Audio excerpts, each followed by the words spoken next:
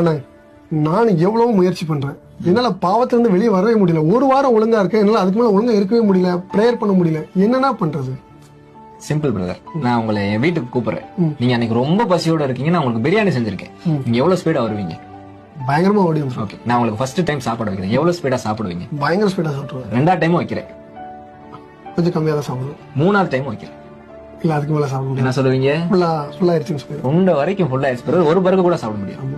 என்னைக்கு இயேசு எனக்குள்ள முழுவதுமா நிரம்பி இருக்காரோ, குட்டி பாவம் சரி பெரிய பாவம் சரி இடமே உள்ள இருக்காதே, குட்டி பருக்க கூட என்னால சாப்பிட முடியாதுன்னு சொன்னா, எனக்குள்ள முழுவதுமா இயேசு இருந்தா அந்த பாவத்தை செய்ய முடியாது. ஸோ பிரேயர், பைபிள் ரீடிங், இந்த சரீரத்துக்குள்ள ஓடுற ரத்தம் ஆண்டவரோட ரத்தம், பரிசுத்தமா வாழ முடியும்.